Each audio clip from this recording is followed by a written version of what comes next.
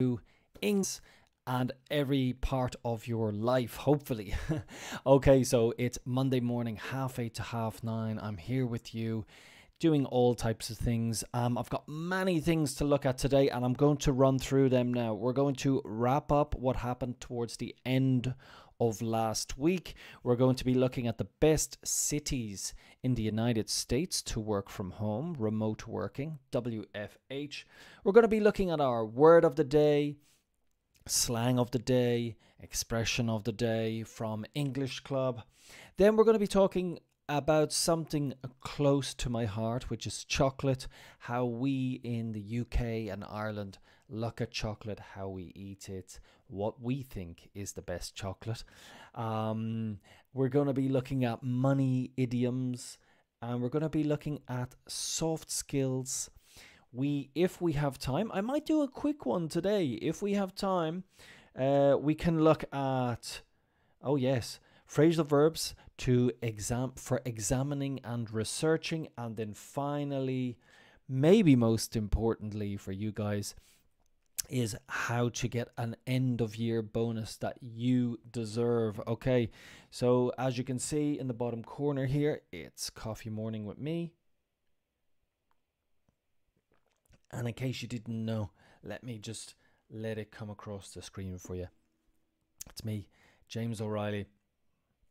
And what we're going to do is we're going to jump in straight away. I'm going to change over to the other screen, and we're going to look at our first thing today to help you with vocabulary, pronunciation, all that kind of thing.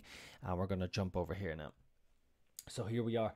First and foremost, I'm going to be looking at what happened at the end of the week last week. And let me get this microphone over to me so you can hear me clearly. Right. So Twitter staff exits persist despite Elon Musk softening on RTO. After new CEO Elon Musk asked Twitter employees to work longer hours or leave, we call that in English an ultimatum. I'm not entirely sure if you say the same in Spanish or in other languages. Well, we call that an ultimatum. Do this or do that. It's a final choice. In other words, it's a threat. Many have opted for the latter. So when you have two things, the first thing you say is called the former, like the first thing you say, and the second thing you say is the latter. So let's have a look. Work longer hours or leave. The first thing I said was, in the choice, was to work longer hours. That can be known as the former, the first one. And the latter is to leave. So here we have, many have opted for the latter, the second option. While the firm in turn promised more flexible work options to retain staff, to keep staff, reversing a recent policy change, hundreds are said to be leaving. As a result, Twitter decided to close its offices till Monday. So let's see what happens there today. Twitter, in the news. Is it going to fail? Is it going to go bankrupt? Hopefully not. It's a useful tool. I don't use it too much at the moment, but definitely really important for a lot of people. I think it will survive. Let's see what happens later on as the day progresses. Well-being is the title here. 1 billion young people risk hearing loss due to loud music. Okay, now you might have noticed I probably didn't because I said it so quickly in the last sentence, due to loud music. That pronunciation is from the UK. It's on this side of the Atlantic, okay? When we have a DU, I pronounce it like a J in my name, James. And that's during the week, due to, and in, I would say most cases, there might be an exception. However, in the United States, it's a bit more flexible. They might say due to, or during the week. I'm not entirely sure, but they tend to use a mix of j and de. So whatever you want is okay, but just if you're looking for that UK pronunciation, j. It's difficult because it looks so different, but that is how we say it, okay? during the week and due to loud music. A billion young people could be at risk, could be risking hearing loss by playing music too loudly for too long on their headphones. Headphones are auriculares. A study has found globally up to 29% of young adults under 34 regularly listen to music at 105 decibels. I didn't say 100. Normally, when it's one, we say 105 decibels, much higher than the safe volume of 70 decibels. Researchers say promoting safer listening practices is urgent. How do you listen to your music? Are you listening to music on headphones? Is it too loud? I think we are all guilty of it. I try to reduce the volume if I can. I'm quite conscious. I'm aware. Estoy consciente. I'm aware that it is dangerous. So I try to listen to the music at a lower volume. Okay, it also depends on your environment. If you're in a noisy street, often going out and about, moving around, then you are going to have the volume louder. And then when you get home or into the office, you realize, wow, music's really loud. So be careful. Recruitment. Attract top talent by asking these two questions. Okay, let's have a look. Amid fierce competition to recruit top talent, one economist shares his two best interview questions. Great. First, ask about ambition. It's an oddly difficult question to lie to. Oddly means strangely. It's another favorite question is asking what browser tabs they have open. It's getting at the question of what the person really cares about. Okay, so your browser tabs is what you have open on your computer, perhaps while you're doing the interview. So you're doing an interview question online, and you're doing an interview online, and the interviewer asks, what tabs do you have open? These are tabs that you are probably interested in. You're not going to use them in your interview, but that is aside and apart from your interview, what you are interested in as a person. Generally, I'll have the news open. I'll have YouTube open for how-to tutorials. I'm trying to get better at moving around the computer, so I'll have tutorials on, so I can move over here and talk to you here, and then come over here and talk to you again. That's something I just learned the other day, and little by little, hopefully we'll make this stream more and more sleek, interesting. But it's about the content, really, I suppose. Ambition, that's it's interesting. Interesting question. What's your ambition? Are you an ambitious person, or are you looking for an easy, relaxed life? Okay. Nice. Two recruitment questions to think about. If you are a recruiter, perhaps you could use those in your next interview and see what happens. We were talking about the other day where bad things for interviews were inappropriate browser tabs open. So, perhaps a YouTube video, you're watching a YouTube video, I don't know, it could be comedy or something, but it's just inappropriate, and somehow you're when you're sharing your screen or something in an interview, that is seen. So be careful. I would recommend, if you're going to do an interview, open some really interesting tabs, and be careful of the tabs that have nothing to do with your interview if they are not going to be seen well. If it's something like The Economist or the Financial Times and you accidentally show that in your interview, no problem. It's going to look good, I suppose. Okay, moving on. Idea of the day. Want to increase trust? Admit what you don't know. Okay. As a leader seeking to build trust and speed up decision making, don't underestimate the power of admitting you don't know the answer to a question, says James Kahn. Being upfront, being honest about what you don't know, gives me faith that you are on top of things you do know the answer to. Creates a sense of humility and honesty. I agree with this in part. it does sound like something that you definitely, in most places, yeah, as he says, it creates a sense of humility and honesty. However, it does depend where you work. I found that my experience of working in Europe, in English speaking countries, this works. However, when I was working in Istanbul with Turkish people, I found, and as an English teacher, I found it didn't work great actually. There was a sense there from the students, in my case, it was university students, and then later on, department heads or something. There was a sense from the students that you are the teacher, you should know everything. And it's kind of ridiculous.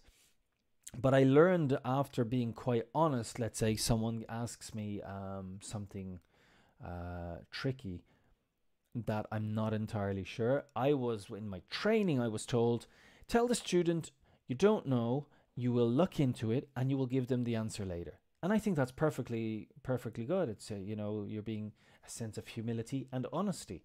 However, that didn't work well.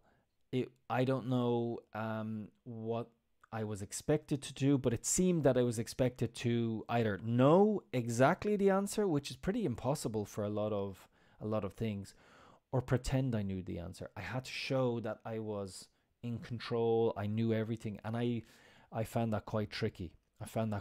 So, while I agree that it does show a sense of humility and honesty, I think you need to be aware of what is the culture of where you're working, okay? And perhaps that is one to look for, okay? Because, like I said, in English-speaking countries, it works. In other countries, it might not work, okay? So we have an expression in English to say when something is debatable, or it's something that you could discuss and talk about because maybe you don't have the same agreement. We call that a moot point. A moot point. MOOT. Moot point. And that is something that you can talk about that is perhaps debatable. It's debatable. It's a moot point. I think it comes from debates. Okay. We're back over here and we're going on to our next screen. Okay, today's debate. Well, there you go. We're talking about debates. What comes first, confidence or action? Julie Smith, clinical psychologist and author. One of the most valuable things I've learned is that confidence is not fixed. It's not a personality trait that some are born with and others born without. If you want to feel more confident at something, you need to follow these 2 steps. Okay, great. Do it as often as you can. Be willing to do it badly and without feeling confident for as long as it takes to get better. Okay, do it as often as you can. Be willing. Okay, so let's take my situation, for example. I'm here, I'm streaming on YouTube and I'm streaming here on LinkedIn. This is something I found with this is you never really feel ready to do this. I can continue watching lots and lots of videos on how to do it, but what I've just decided is, okay, just do it, doing it a few times a week, 3 times a week with you guys, and hopefully it will just get better and I'll get more confident. And I have to say, I've been doing this now for the last 2 months and I do feel more confident. Let me see what to do. Do it as often as you can. Be willing to do it badly without feeling confident. Okay, yes, I know it's not going to be great. And yes, I would agree with this. So for as long as it takes to get better. In your case, it could be something like doing presentations, for example. Try and do them, try and practice them, just do them. Eventually you will get better. I'm also, even with my son, we're doing stuff online. We're doing like video games and uploading onto his channel. And yeah, we're doing, every day we're doing something. We're uploading. We're getting better. And I think in a business sense, with English for definite, with English, attend the meetings in English and just make it your goal, for example, to say something, just to say one thing. Okay, and that might lead then to somebody asking you, what do you mean? And then you have to talk longer than you expect.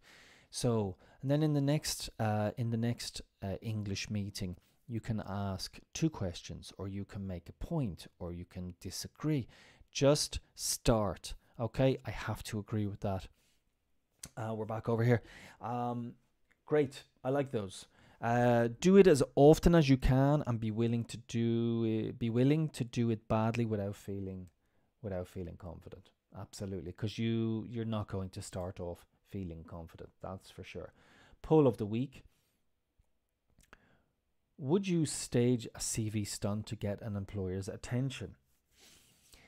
Yes, it pays to stand out, to be noticed, 18%. No, it could backfire, 44%. And maybe it depends on the job, 38%. Okay, so we'll talk about this in a second. I think it differs a lot from what type of position, or rather in what field the job is in. In sales and marketing, it certainly pays to stand out. Of all applicants I've ever interviewed, the ones I remember, all did bold things to stand out. This comes from a recent article where there was a guy and he was working in marketing, and yes, I thought it was pizza, but then I remembered it's donuts. So he sent donuts to the marketing manager with a note that said, most of the applications remain outside, but mine will be inside, like inside your tummy, inside your stomach. And this was his way of getting noticed by delivering donuts to the department, having them, he brought them to the reception. The receptionist brought them. So it was a way to stand out. I know in that particular case, he didn't get the job, but we're talking about him now. So it is a stunt. This is a stunt. It's something a bit crazy. What do you guys think? It could work, or maybe it's just you want to kind of do it halfway, do something a bit different.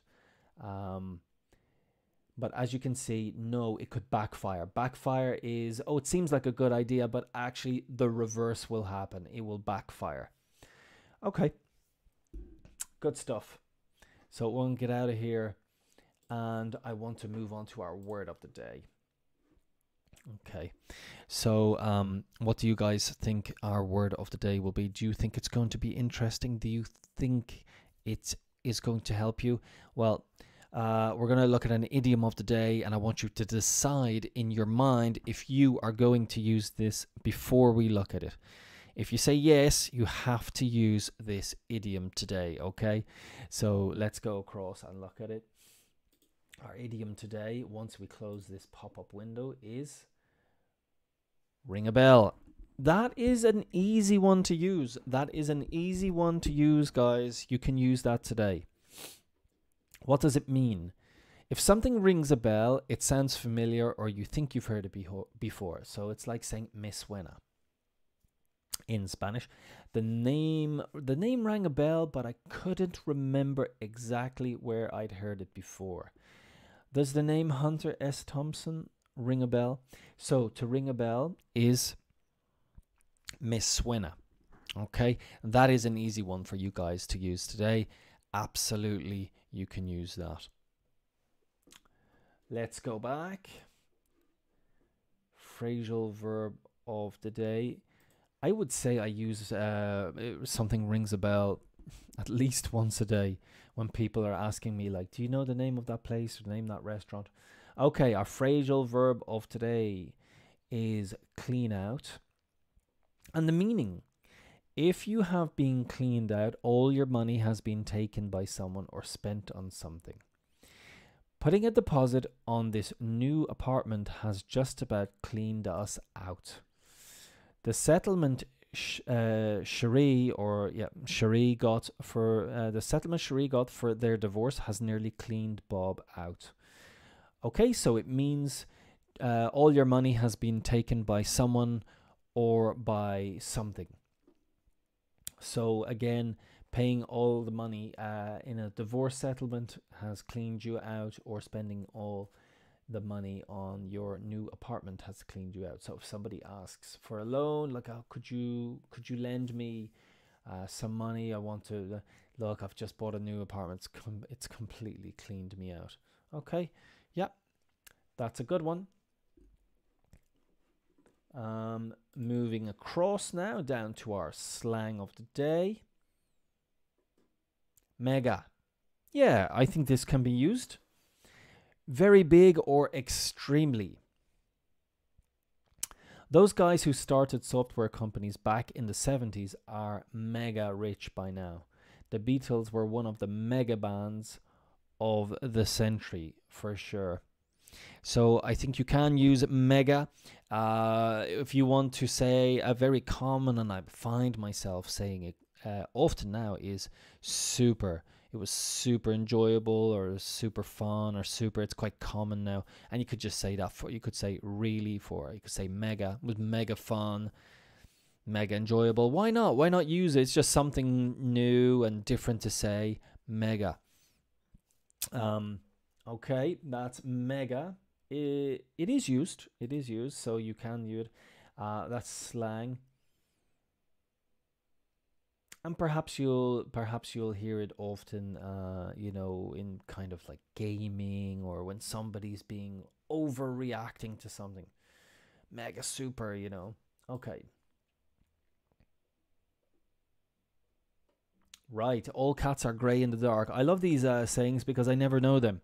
Never heard this one before, but it makes sense. The implication is that beauty or physical appearance is unimportant. Normally we'll say something like beauty is only skin deep, or something about, and all cats are grey in the dark.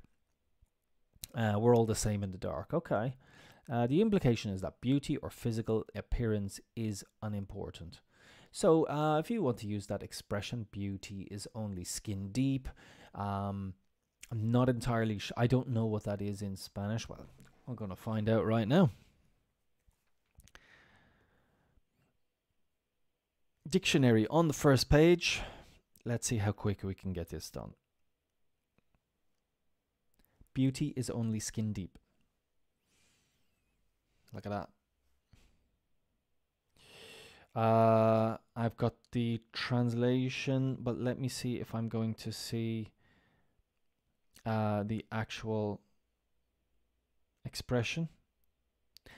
Beauty, okay. La belleza está en el interior. La belleza está en el interior.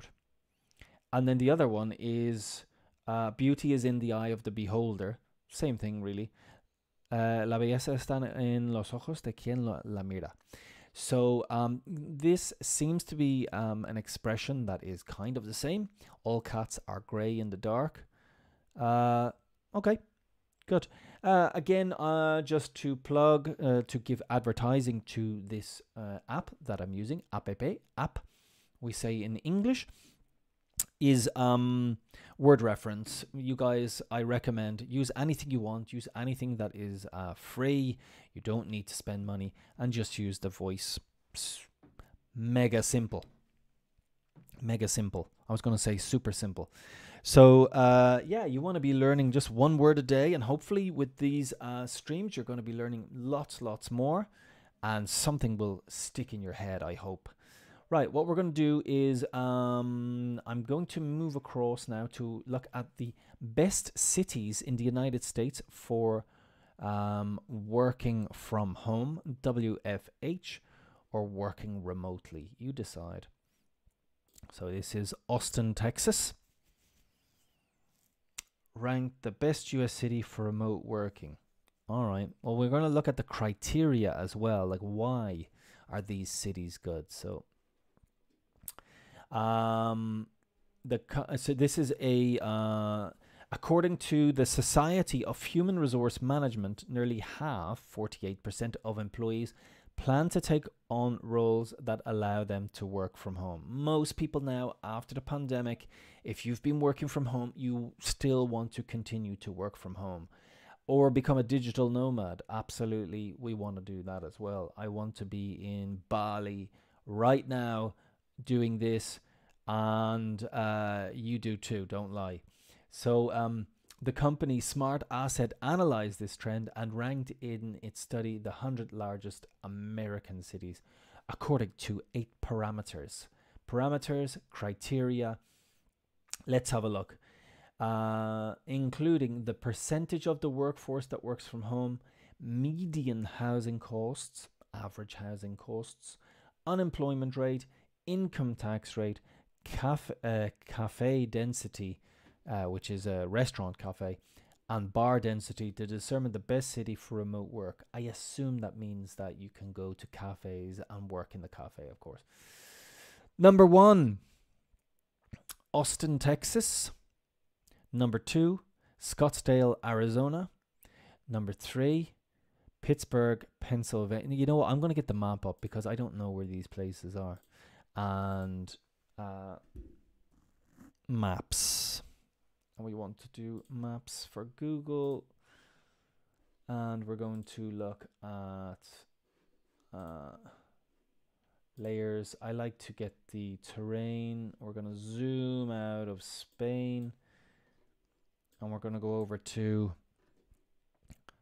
here we have Texas over here. So Austin, Texas, number 1.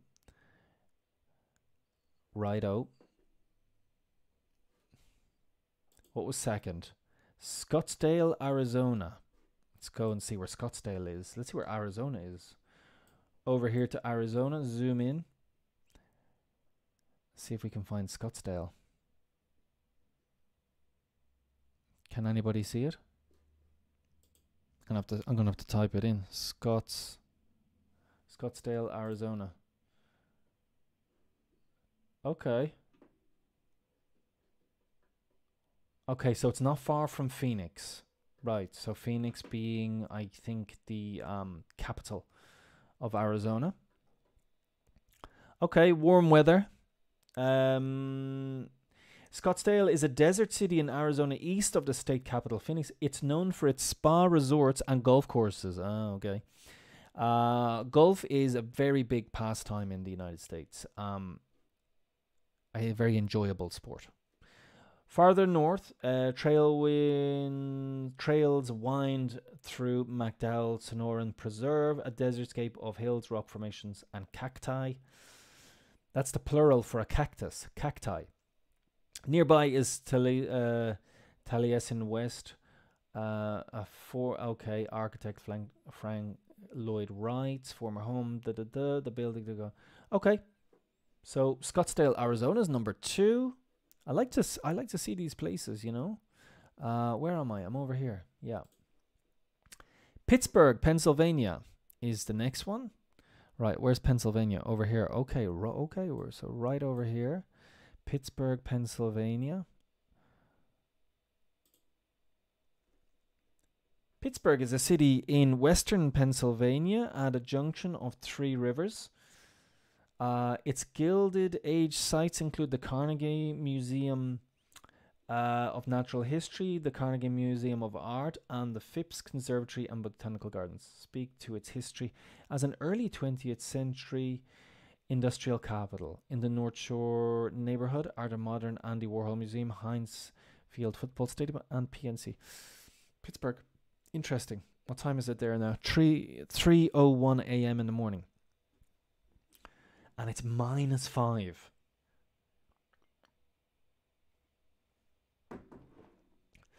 All the nose.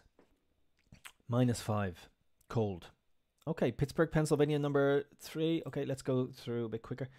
Chandler in Arizona. Where's Chandler? Okay, well, we know where Arizona is now, don't we? Over here, moving down. Chandler. Probably near Phoenix again, do you reckon? Reckon means, do you think? Ah, yeah, it is. Look, Chandler. Southwest, southeast of Arizona, well, basically a desert landscape. Okay, really? Look at this place. Oh, that looks nice. Yeah, that's pretty cool. Right on the water. Of course, if there's nothing dangerous in there. It really seems that a lot of people want to just escape into the quiet areas. Um, Whereas I found living here in Spain, when I talk to people when, in Madrid, and they move into the outskirts and, out into the dormitory cities, they really want to move back into Madrid. But there is a kind of thing with English speaking people. I don't know why. They feel they need to, okay, it's time to escape the city now. It's time to go. It's time to leave. But I wonder if they regret it. I have the kind of Spanish mentality now of wanting to be near the action. Okay, Durham, North Carolina, Charlotte, North Carolina. North Carolina. So the Carolinas are over here, south and north. Durham, and what was the other one? Greenville, I think, wasn't it? Durham. No, Durham and Charlotte.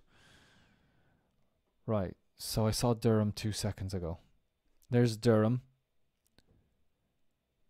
And where was Charlotte? I know you guys can see it and I can't. Oh, Charlotte. Okay. What's it in Charlotte? North Carolina, modern. What time? -2 in the East Coast. Okay, well, we're looking anyway. We'll just look at where they are. And Durham. Let's get a photo. -4. Okay. Moving back. Fremont, California. Nashville, Tennessee. Gilbert, Arizona. Mesa, Arizona. Okay, let's see if I can remember those. So we want Fremont and Nashville. Fremont in California over here on the west coast. And we're going to look for Fremont. Freemont. Where is it? Ah, okay, it's in the bay. Right, Fremont is in the bay.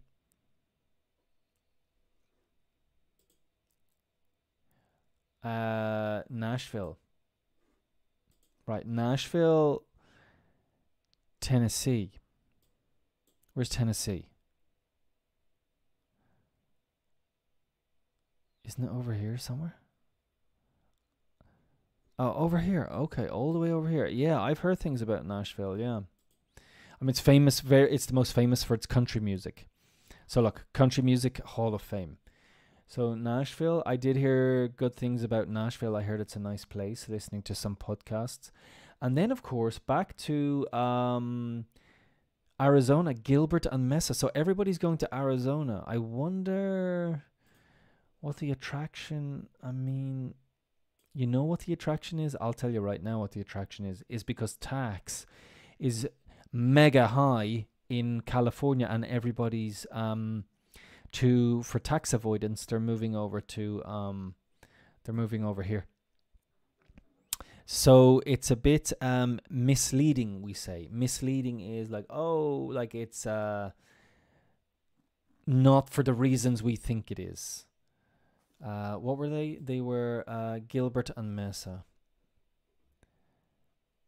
So I don't know where Gilbert. Anyway, in Arizona. Arizona, very popular basically in the United States. Okay. So what time is it? It is 9:06 in the morning. And I am going to jump across now, and we're going to look at... So what have we looked at now? We've looked at the saying of the day, idiom expressions. I want to talk to you about chocolate. Why not? Let's talk about chocolate. These are the discontinued chocolate. People want to make a comeback. So let me just give you a picture here. Over here. basically, we in the UK and Ireland, we love our chocolate, okay? But we like it a bit different to what you guys. We really like milk chocolate.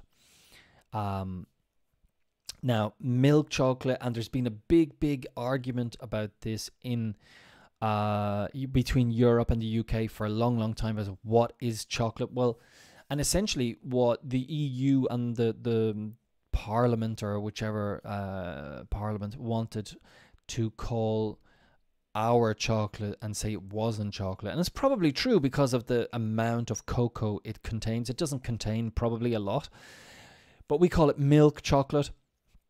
And it's just something that when we go to the shop, often the shops are called corner shops, where you buy your newspaper, you buy your bread, you buy your milk, you buy your and at the front, at the counter where you pay, at the cashier, you have all this chocolate in front of you, bags, little bags of crisps, patatas chips, you buy your cigarettes, you buy your chewing gum, and you have all these chocolate bars, which is kind of what we call comfort food. And they're small like this, like a Mars bar or a Snickers, for example. Very popular with us. As you can imagine, the weather's not great. You know it's not great over there. So we like to have comfort food. Now, there are ones that have been, I think the most popular is Kit Kat. I think that's been one of the most popular ones. But there are some that people want to make a comeback. And here you can see some of them, which is on our screen. The 7.9% want the Cadbury Marble to make a comeback. That means it's been discontinued. Discontinued is it's stopped being produced. It's been discontinued. And to make a comeback, well, you already can guess what a comeback is. They wanted to start making them again. You can see the Cadbury Dream at 8%. In the bottom left corner, the Cadbury Time Out at 6.9%. It's a wafer style. Over on the top right corner, Cadbury Aztec 7.8%, and then Milky Way Crispy Rolls at 6.2%.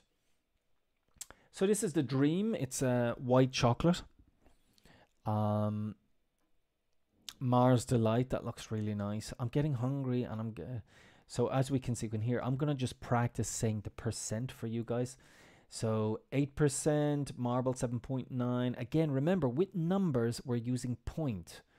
When we talk about up here, and we're talking about www.jamesoreillyenglish.com or lekformacion.com, what we're talking about there is the internet. But when we're talking about numbers, we're saying point. So we have 6.9%, 6.2%, Kit Kat Karamak 5.9, Mars Delight, 5.7, Cadbury Fuse 5.6, Cadbury Astro 5.3, and 3.6. Now, when I was looking in the comments, this is a good newspaper, the Daily Mail. Forget about the politics and all this kind of thing. What's good here is you can see people's real comments, and you can go into, let's say, the best comments, and you can see what real people are writing. And I've noticed here a bit of intolerance going on. So as you can see, the top comment here with 1,454 thumbs up is, I'd be happy if Cadbury's just tasted like it used to. A few years ago, there will be nothing better than a slightly refrigerated Cadbury's Dairy Milk or Whole Nut, eaten slowly, square by square. I tried that recently and was disappointed because there are no longer squares, weird oblong shapes, and it tastes like wax. So I think Cadbury's is a famous chocolate company. Very traditional in the UK and Ireland, and I think it was bought by an American company. They've changed the way they're making the chocolate, making it even more, using perhaps palm oil instead of whatever they used before. It doesn't taste the same, and people are complaining. I wouldn't mind, but the quality was never great, but now it's even worse. So someone says you need to get it from Ireland. Okay, so in Ireland perhaps it tastes a bit better. I remember when I was young, I used to pass the Cadbury's factory when I went to school, and actually, there was someone in my neighborhood whose father worked in the factory, and every now and again we would get Cadbury's chocolate. Yeah, so I love Cadbury's, but in the UK, it seems it's been bought out by Hershey, I think, and the quality's not the best. But it was never the best anyway, which means it wasn't great, but now it's even worse. So, chocolate, even though you may look down your noses at us from Europe, and you know, because you have such fantastic chocolate from Belgium and Switzerland. We talked about this before.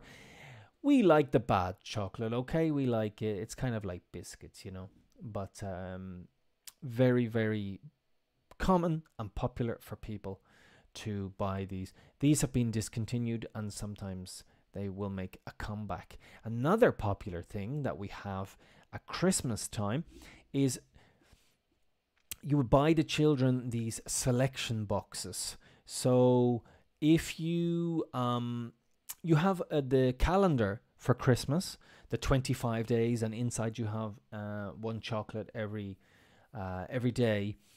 That's called the Advent calendar.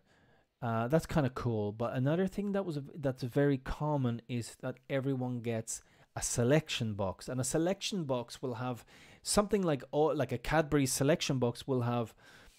It'll be a box, kind of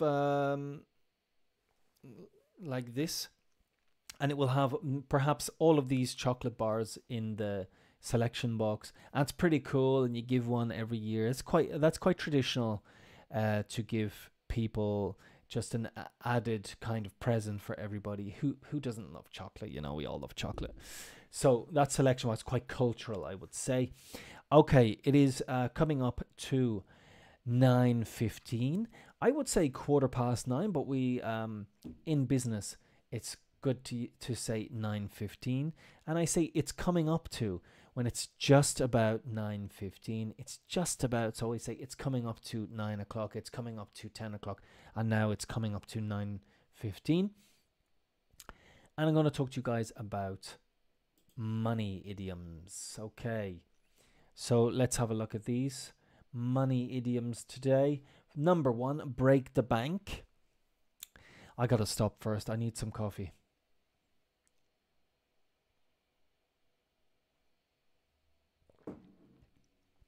Break the bank. This English idiom is a verb phrase that means something costs too much money. An example: that phone is very expensive, it will break the bank. You know, if you do, you often might say, you know, we don't want to break the bank while we like buying a phone or something.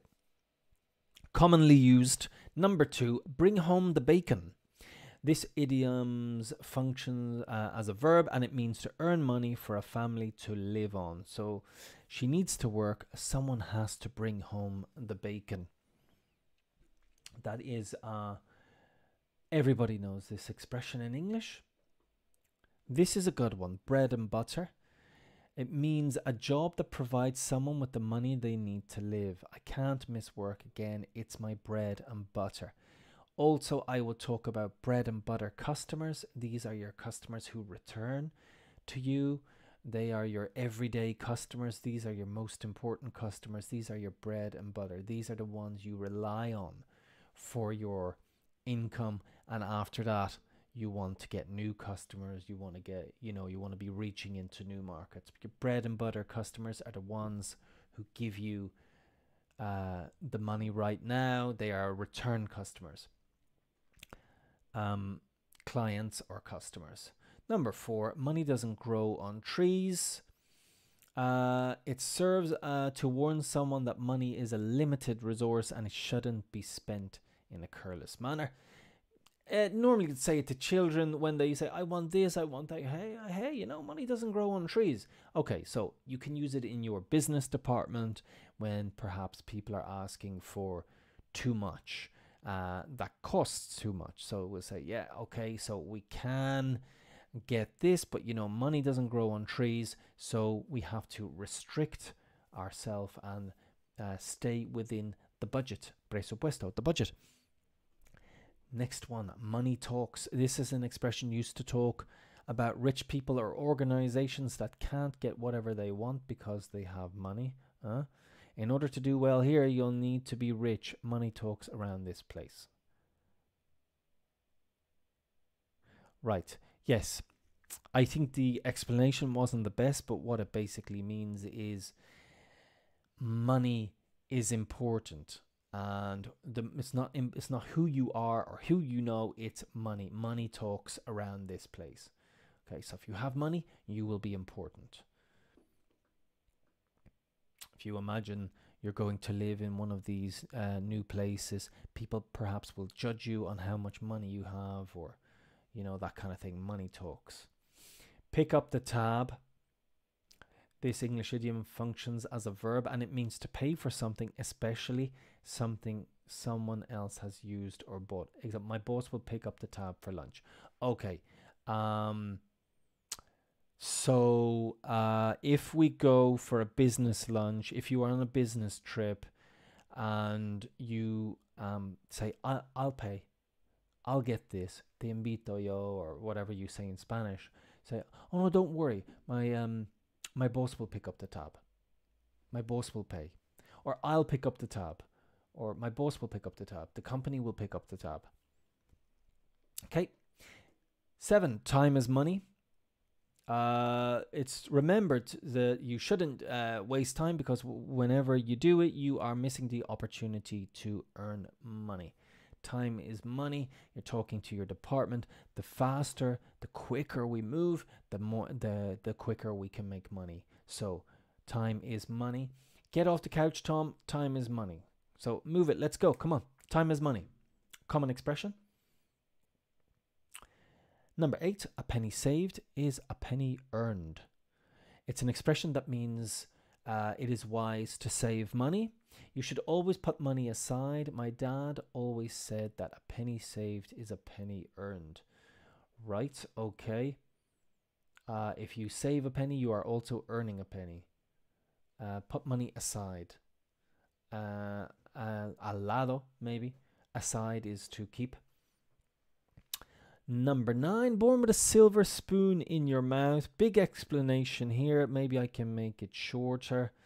It means to be born to a rich family. Usually people who are born with a silver spoon in their mouth have everything they want. Sue's parents give her everything she wants. She was born with a silver spoon in her mouth. Yes, when I was young, there was a TV program. Perhaps it was in Spain as well, or in your country, wherever you're watching, and it was called Silver Spoons. I never knew what it meant when I was young, because I was just a young boy watching the program. But yes, if you want to say somebody was born rich, she was born with a silver spoon in her mouth. I suppose it means when you're feeding, the spoon was made of silver.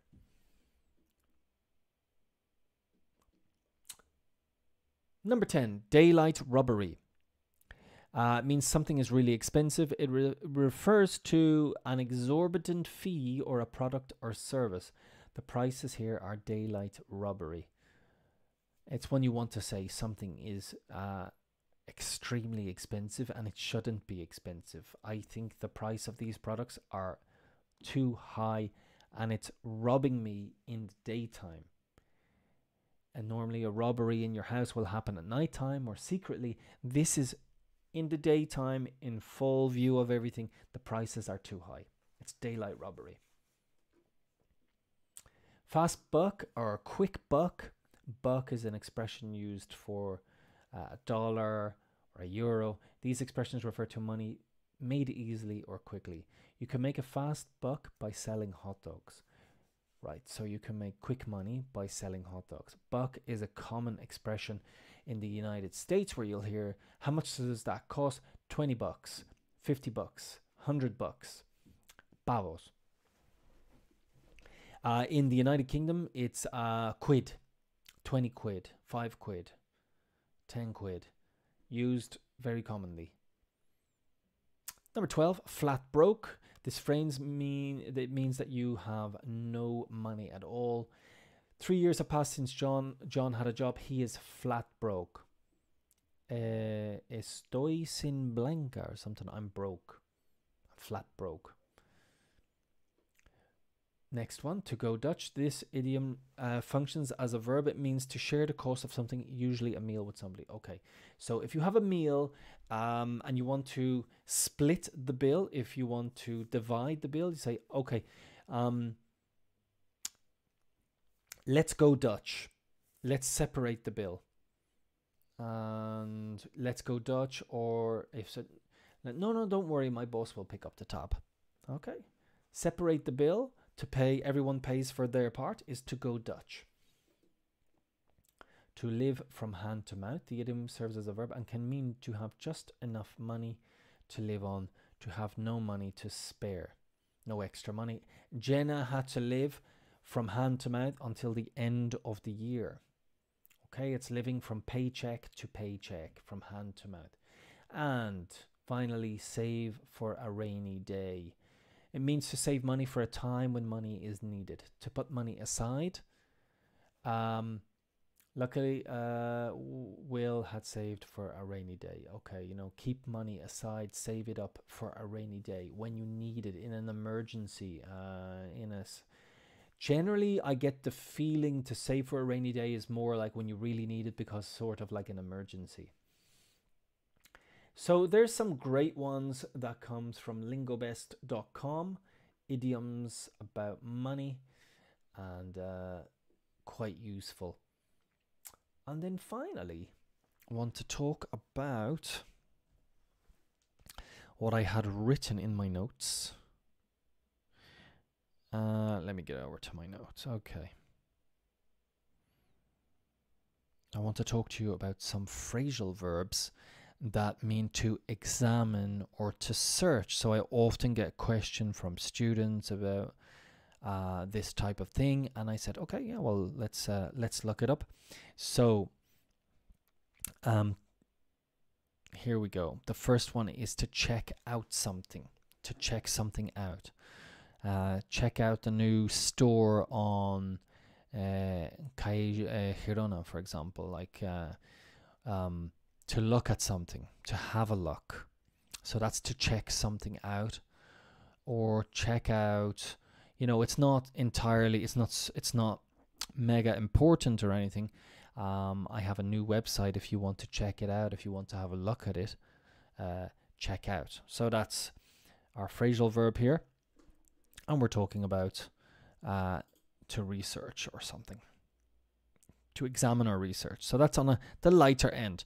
Next, I have to scope out. To scope out. Scope, S-C-O-P-E, to scope out. And that is when you're looking more carefully at something. So we can take an example of if you guys you want to find new offices for your business. So you go, before you buy or rent, you're going to scope out the office space. Where is it? What part of town is it in? Does it look good? Does it have good facilities? You're going to scope out the office space before you decide to rent, to scope out. Next one is to look into. And to look into something is to, when you're more like gathering information about something, you're doing research. So you're going to look into something. Let me see if I can give you, look into perhaps the details of a contract. You're going to look into it, find out about something. Taking it into a more serious or deeper level, you're going to dig into something. So we just had to look into something. And let me go back on that for a second. To look into something is often we want to, if we have a query or a question about something, someone asks you, say, leave it with me, I'll look into it. I'm going to find the answers. Now we have dig into. To dig is like this, to dig into. And to dig into something is you're making a serious effort to uncover information. Okay? You're making a serious effort to uncover information if you want to dig into something. So if I am organizing a meeting, I might say to you guys, okay guys, let's dig into this sales report together. Let's look at it very carefully. Let's dig into it. Let's look at the parts bit by bit to dig into something. Okay, and our last item today before I go, can't believe I'm getting everything done, is how to get your bonus at the end of the year or increase it. And what we're looking about is when you're working for a company, you're not just doing your job, you don't just deserve a bonus just because you work for a company. You have to, it's not about meeting expectations of what your job is in order to get that bonus of what you deserve. It's about exceeding those expectations. It's not just a reward that the company is giving you for your super mega talent. It's also something that is the company sees themselves as investing in you. So you've gone beyond what you're supposed to do. You're getting rewarded for that, but also the company sees you as like we're an investment. We can invest in this person. They're going to give us more than just we are expecting. It's not just the quality, but your approach, how you behave in meetings. Are you valuable in meetings? Are you giving good ideas? Are you participating? Is it good to have you at meetings? And also, how are you behaving in the tough times in your job? Okay, so when the things are going tough, are you someone that they want around? A positive outlook increases your value as well. And also how you get along with other people. So you want to be positive, have a positive, like people like to see you, your tough times, you're acting positive, and how you interact with people. So how you interact with people can be, it can be seen as better than just being a genius or fantastic at your work. You need to communicate with other people. You need to be liked by other people. So that is better than just being innately brilliant. Okay, you have to have a growth mindset. You have to have the ability to learn new things. So I think growth mindset is very important. And the opposite to a growth mindset is a fixed mindset, where you think it's just all about your innate ability and you're not being a team player, and it can be seen as a negative. So take away from today, having a growth mindset, not a fixed mindset. That's it for today. I'm going to leave it there. We've covered our time, and I hope you have a great Monday, and I will see you in a couple of days. So have a good one.